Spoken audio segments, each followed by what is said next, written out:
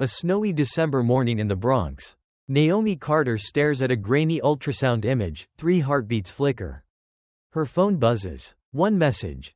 I can't do this. Goodbye. The cold from the clinic's tile floor seeped through her soles as if trying to rise up and root her there. In that sterile room where dreams came to die quietly. She didn't blink. Her breath misted faintly in the air. Barely warmer inside than out. Naomi's knuckles were white from gripping the printout, the black and white ghost of the future floating in her trembling hands. 3 pulses. Small and perfect. The nurse had gasped softly. Then smiled. Triplets, she'd said. Strong little ones. Now, Naomi was alone. The phone still vibrated on the edge of the sink. Ethan's name sat above the message like a brand. She didn't touch it again. She didn't have to. The finality in those 5 words had already punched through her ribs and hollowed her out. I can't do this. Goodbye. Her coat was too thin. Her fingers shook, but she made no move to zip it. Nurse Maribel had lingered by the door. Kind eyes and a nervous smile. Holding out something, an old baby blanket. Lavender, soft from years of use. Naomi took it slowly, clutching it like a life vest. For the cold, the nurse murmured, not knowing that warmth was no longer the problem. The moment she stepped outside, the wind slapped her hard. Advertisements for holiday sales blinked red and green from storefronts. She turned toward the street, only to stop short. There it was, across the road, in glass and steel, Nerovia. The name caught the snowfall like a billboard from a parallel life. She and Ethan used to pass that building during late-night walks, talking about AI ethics and wearable empathy tech and how they'd change the world together. His fingers would tap rhythms on her back while she sketched ideas on her phone. Empath, he'd called it, not just smart tech, he'd say, but a soul that listens. They'd registered the LLC with $200 each and the last of her ramen budget. Now the building stood like a monument to lies. She turned away. Her steps faltered on the icy sidewalk. She pulled the sonogram from her pocket again, stared at it like maybe the image had changed. 3 flickers. They were still there, still fighting. She tried calling him once. Straight to voicemail. No voicemail greeting, just silence. Then the tone. The second time, she didn't bother. She stood in the cold, the weight of it all crushing against her chest, and felt something harden inside, something dense and sharp and breathless. A man passed, brushing her shoulder, then stopping to ask, "You okay?" She didn't answer, couldn't. She just turned and walked, feet crunching softly in snow. Phone still clutched in one hand, the blanket folded over the other. Lights blurred around her. Horns and bells and faint carols drifted like noise from another dimension. Behind her, Nerovia's automatic doors hissed open and shut, welcoming someone else's destiny. Her building was 10 blocks away, and she walked every one of them without seeing. But halfway, in a small patch of slushy sidewalk near a mailbox, she stopped. She pulled out the sonogram again. Her thumb grazed over the center, 1 heartbeat. Then left, then right. She stared at the constellation they made, like 3 little stars trying to form their own universe. Then, as if pulled from a deep well, her voice came out low, steady. You'll regret this. She folded the paper, not carefully. It crumpled, soft and ruined, inside her pocket. That was fine. Let it carry her anger. Snow stung her face now, curling around her eyes like ash. She walked into the snowstorm, alone, pregnant, with no plan but fury in her chest. 10 months later, Naomi soothes 3 crying infants with one hand while typing code with the other, on a second-hand laptop. Her fingers moved like they belonged to someone else, swift, shaky, stubborn. The cursor blinked in a window too small for her vision. The font shrunk to fit between a crusted baby bottle and a teething ring. Behind her, Caleb wailed in tandem with the clatter of a pipe overhead. Cole flailed, cheeks flushed, while Chloe hiccuped between sobs, her tiny fists opening and closing like she was trying to grasp calm out of the air. Naomi didn't flinch. Her left hand jiggled a makeshift bassinet with rhythmic precision. Her right continued to build what she was beginning to call empath. Not the version Ethan had stolen. No, this was something else, something feral and fragile. Like her life now, code stitched in between feedings and fatigue. A prototype born in exhaustion and silence. The baby monitor crackled softly. A glitch. A chime. She paused, eyes narrowing. That sound. Not loud, but distinct, like glass tapping steel. She marked it, unconsciously. One day, it would become the auditory cue embedded into every empath interface. The sound of presence detected. But now, it was just another broken thing in a room full of almost working objects. The radiator thumped once, then groaned. Naomi adjusted her shawl over one shoulder. The heat hadn't worked in weeks. They layered the cribs with old coats. On Fridays, Ruby brought parcels from the church down the street, cans without labels. Bags of rice, sometimes formula if they were lucky. Don't waste the peanut butter, Ruby had warned the day before, holding up a nearly empty jar like scripture. It's the Bronx, not Palo Alto. Stretch, girl. Now Ruby banged once on the wall.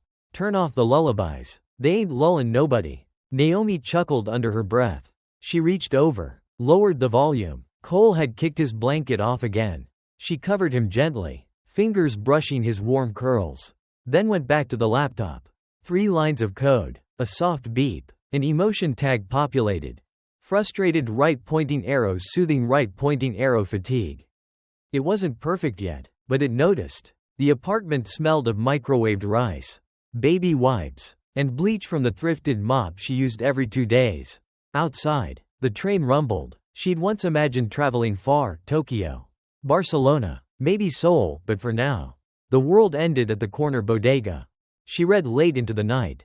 Tutorials on neural mapping, effective computing, biometric emotion detection. During nap time, she'd scribbled diagrams on the wall with dry erase markers Ruby stole from the community center.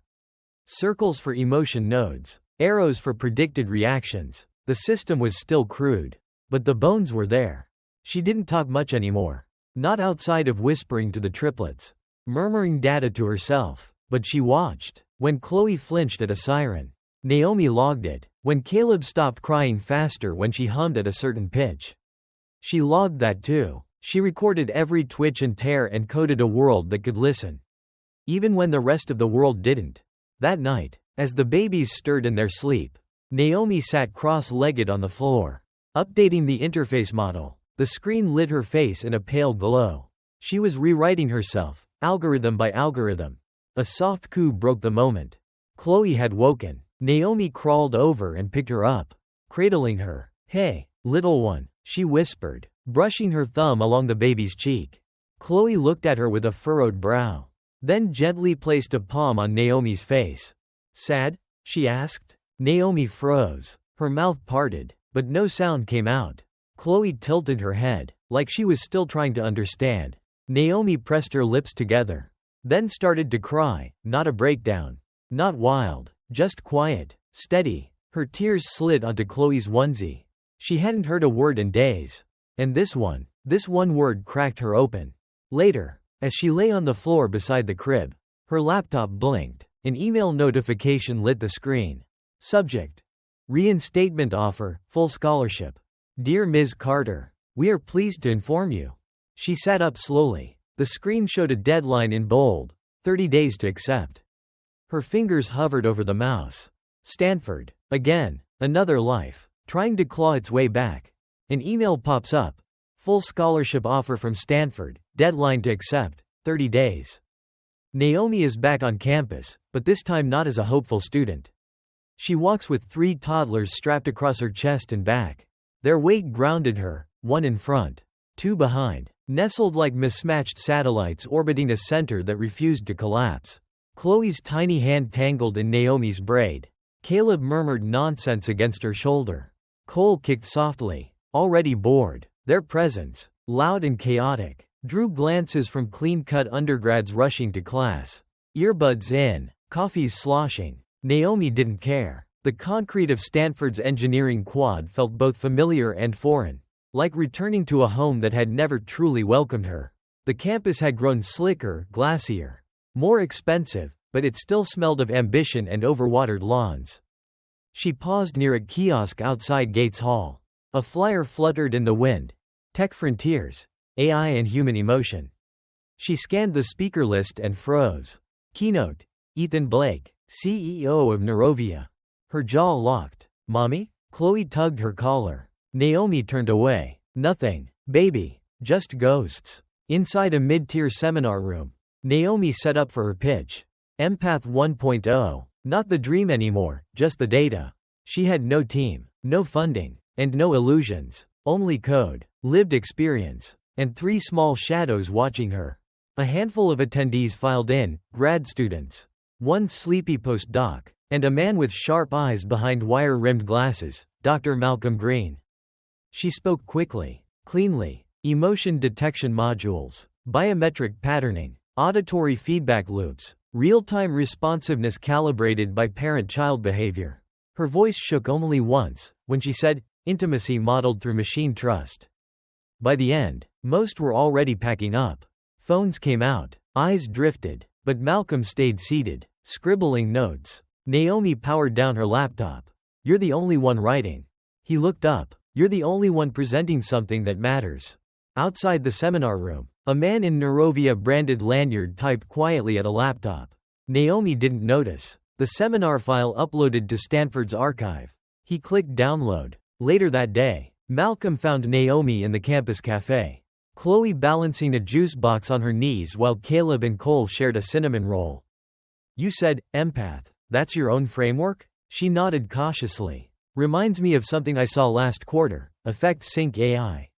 Neurovia's new flagship module. Same structure. Her hand clenched on the coffee cup. That was my term. He tapped his pen. You're not wrong to worry. Stanford has long shadows. She raised an eyebrow. That a threat? A warning. I've taught here 15 years. Ethics don't always win. He offered lab space, limited access, off books, no promises, only space to build. Naomi hesitated, then nodded once. Chloe clapped. Lab. That night, Naomi sat cross-legged in the corner of the twin-bed dorm unit, rereading Neurovia's annual report on her cracked tablet. Her term, Effect Sync, sat nestled under product announcements like it belonged there. No attribution, no footnote, just swallowed. Behind her, Chloe whispered, Mommy? Naomi turned. Why is he using Mommy's word? Inside Neurovia's sleek headquarters, Naomi stares at a screen during a friendly tour. The code displayed is hers. She didn't blink. The conference room smelled of citrus cleaner and new leather. But beneath that sheen, Naomi could taste metal, chrome walls, smooth glide doors, and a massive screen embedded in the glass table where the demo blinked to life with practiced ease.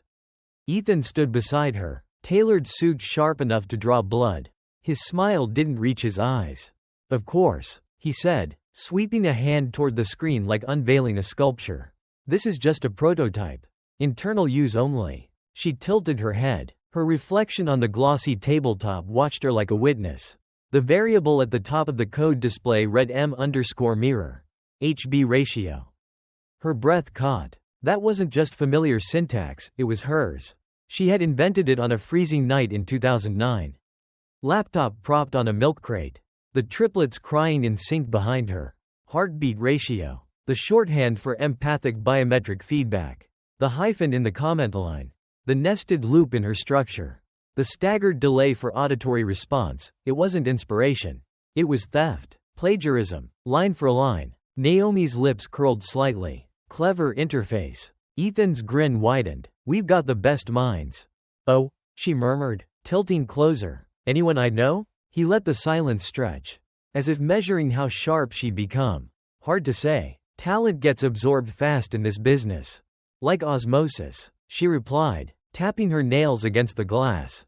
The corporate liaison, Darlene, with the practiced teeth of a predator, shifted in her seat. We'd love to explore licensing opportunities. If you're open to a strategic partnership. Naomi smiled tightly. Sure, I'd need to see more demos. Ethan leaned against the table, crossing his arms. Of course, we can loop you into the next developer sandbox. It's all very collaborative. He thought she was flattered. She knew it, knew the way he leaned in just close enough. The calculated pauses, the feigned generosity. He still played chess like a man who thought he was always 3 moves ahead.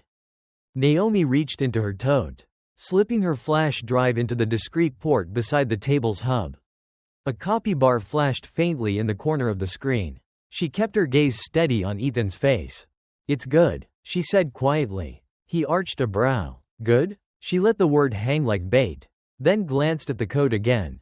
Polished. Familiar. Even. He laughed too loud. Well, you've always had an eye for detail. She rose smoothly, removing the drive without fuss. Darlene stood too, offering her hand with a smile stretched too far.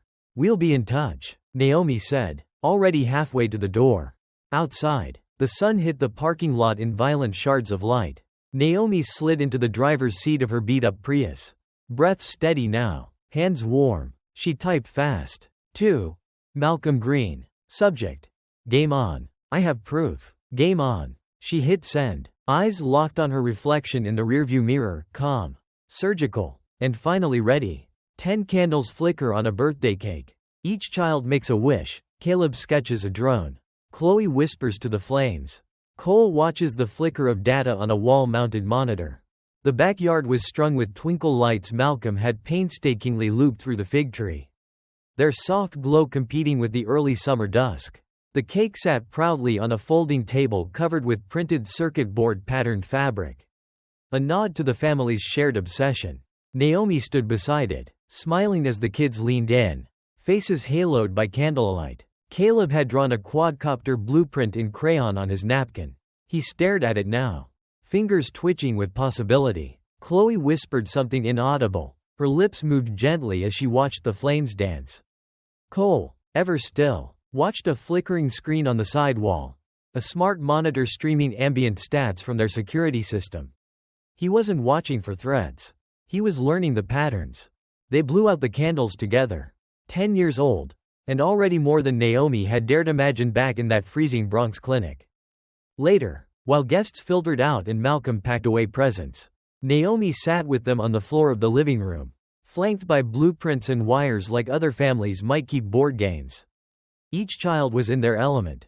Caleb had used old toy motors to build a drone that actually hovered, briefly, erratically, but it flew. Chloe analyzed voice recordings Naomi had kept from Empath 1.0, layering them with new emotional tagging models. You taught it to feel, she said, solemnly. That's rare. Cole had his fingers buried in a stack of old drives Naomi had almost thrown out. You kept everything? He asked. Reverent. Naomi nodded. Not everything, just enough. He pulled one from the pile, held it up. This has metadata from 2010. Encryption's basic, but the signature's yours. Naomi blinked. You can read that? Easy, he said. It's got your old hash pattern, name embedded in the hex string. See? She leaned over. It was there, buried in the raw data. N. Carter _ Empath 1.0. Chloe crawled over, frowning. That means we have the original. Naomi's voice was barely above a whisper. If we can match it to what Nairovia's using, down to structure, tags, naming conventions, we can prove they stole it. Cole finished. Caleb looked up, eyes wide. In court? Maybe, Naomi said. Maybe in front of the world. They sat in silence a beat. The kids looked at her, not with the blind adoration of children, but the sharpened gaze of co-conspirators. She saw herself in each of them. In Cole's precision, Caleb's wild design, Chloe's aching perception. Malcolm returned with lemonade, pausing as he took in the scene. His family, circled around an old hard drive like a treasure map. Naomi stood slowly, brushing her hands on her jeans. She looked at them all. We're not just surviving anymore. We're taking it all back. A short clip of a robot interpreting a child's fear goes viral overnight, captioned, Horizon. Feel the future. Morning light filters through the blinds in Horizon's cramped Palo Alto office. But the energy inside hums brighter. On a second-hand monitor, the clip has already surpassed 2 million views. The robot, a sleek, child-height prototype, tilts its head and identifies a tear in little Mia's eye. It gently raises a mechanical hand, and Mia calms. Comments scroll. This is empathy. Finally, tech with a soul. The familiar baby monitor chime echoes as Horizon's interface alert.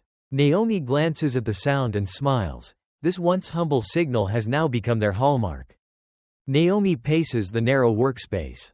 Her triplets clad in matching Horizon hoodies crouched in corners, testing code and algorithms. Malcolm pops his head in, eyes bright. Demo day in 2 days. We have to rehearse. As the team gathers, Ava Rothman enters, her crisp suit and sharp gaze scanning the room. She's the investor Naomi met months ago. Impressed by the children's ingenuity, she folds her arms. Give me a reason to invest $25 million. Naomi's heart spikes. The children step forward. Caleb gestures at the drone tracking system, its onboard AI recognizing fear markers. Chloe presents emotion-tagged voice data. Cole explains the encrypted feedback loops ensuring safety and privacy. Their voices are steady, confident, proof of their upbringing. Their bond. That evening, under stadium lights in San Francisco's elite incubator hall, Naomi strides onto the demo day stage. Behind her, the robot demo plays. She begins. We built Horizon to restore trust between humans and machines. As the robot comforts the live demo child on stage, the audience gasps. Investors lean forward, press scribbles notes. Then, unexpectedly, Ethan Blake's name flashes on the big screen. His legal team files an impending trademark suit against Horizon for empath name infringement. Naomi's jaw clenches. She holds the moment, then continues. The audience erupts into applause.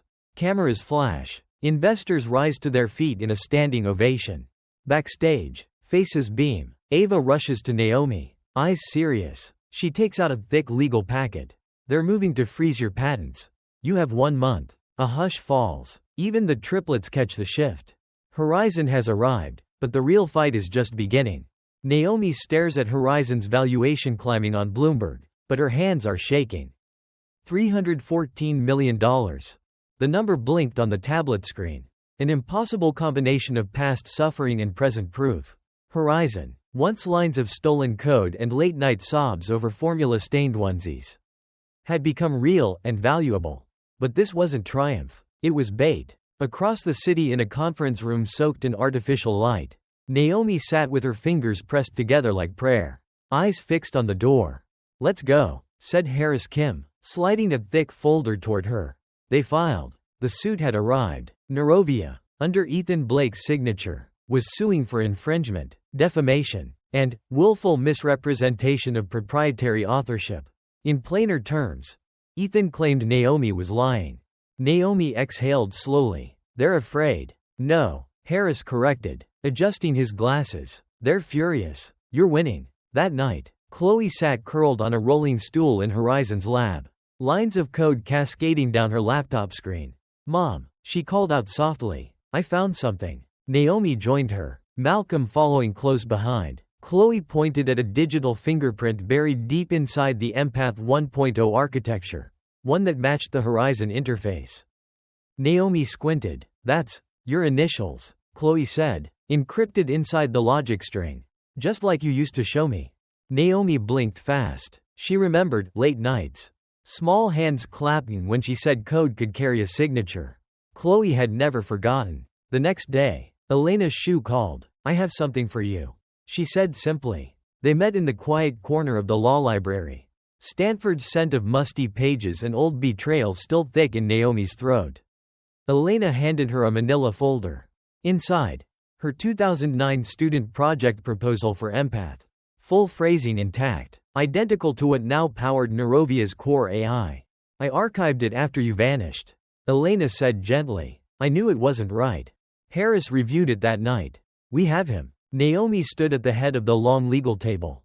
Chloe on one side, Harris on the other. The triplets asleep in the next room. Her voice didn't shake. We're countersuing. Personally. For theft. For slander. For every year he made me disappear. Harris smiled. Good. But brace yourself. He'll try to bury you in public. The next morning, Naomi opened her inbox. An encrypted message awaited. Subpoena. Naomi Carter is hereby ordered to testify at the 2023 Tech World Summit. Testimony will be recorded and publicly broadcast. Her reflection stared back from the screen, older, weathered, unflinching. So be it. Thousands pack into the Tech World Summit. Naomi, in a midnight blue dress, walks onto the stage. The lights were blinding. A sea of faces rose before her. Rows of influencers, venture capitalists, engineers, cynics, and cameras, so many cameras. The air buzzed with anticipation. Static almost, like a lightning storm bottled inside the auditorium. Naomi's heels clicked against the stage, the only sound in the charged silence. From the wings, Chloe gave a small thumbs up. Caleb adjusted the slide cue. Cole checked the encrypted backup drive once more. Her children, her team, each focused. Unshaken. Naomi exhaled slowly. Then she began. Her voice cut clean through the crowd. 15 years ago, I built something in a one-bedroom apartment in the Bronx. I was 23. I had 3 infants. No degree, no money, and an idea. Empath. She clicked. The first slide. An old clip of a clunky interface with flickering lines. Naomi's voice, much younger, softly narrating code to an invisible infant audience. The crowd leaned in. Naomi continued. Empath was designed to read human emotion, not for commerce. But connection. It was never meant to be a product.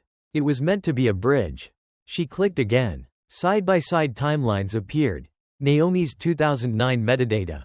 Chloe's extracted code. Cole's hashed signature matches. And Alina's affidavit stamped with the university's archival seal.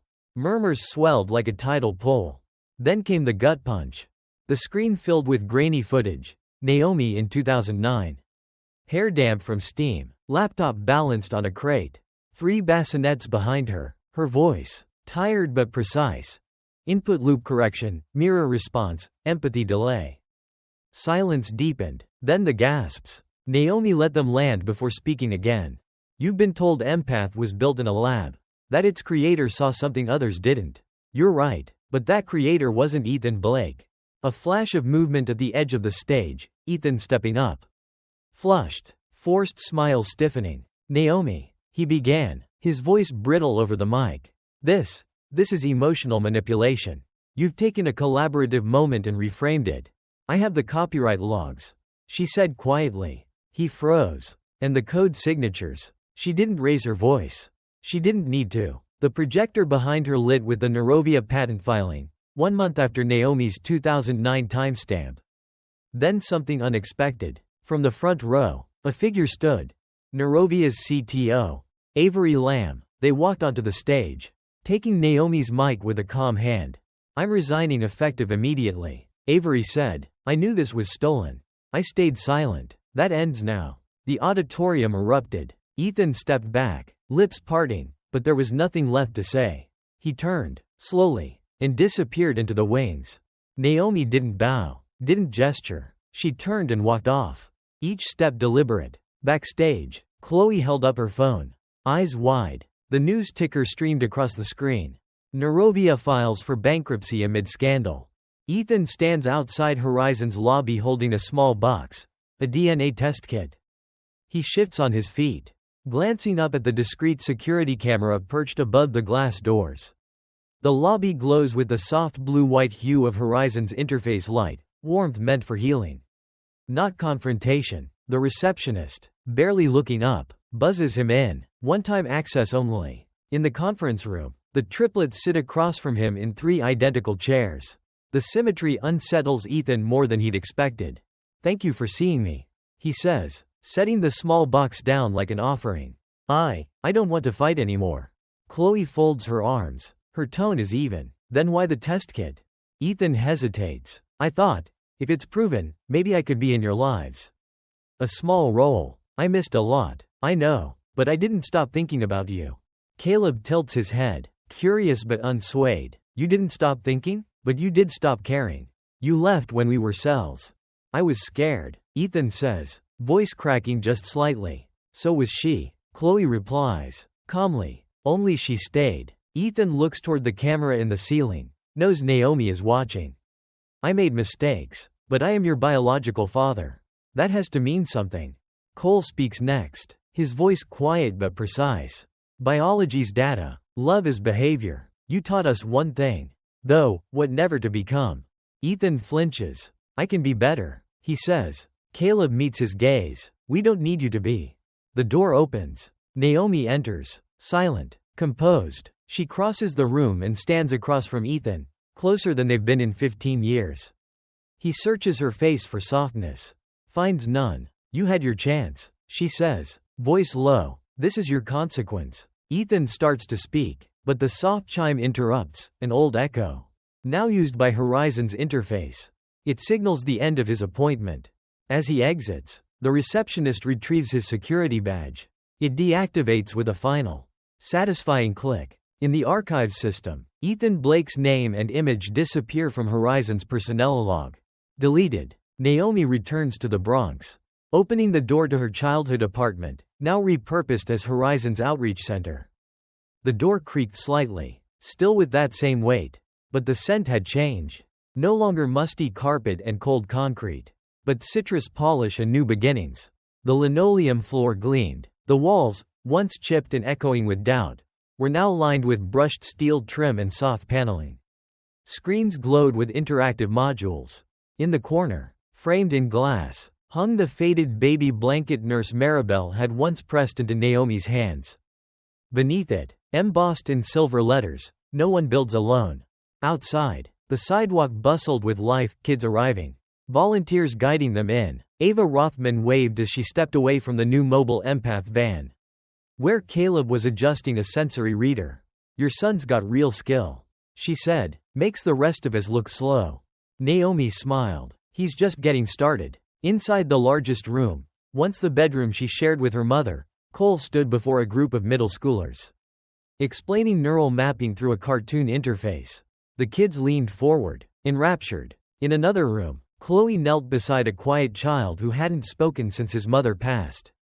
Using the empath interface, she guided him through emotional cues. The boy hesitated, then pressed a glowing icon. "Safe," the voice assistant read aloud.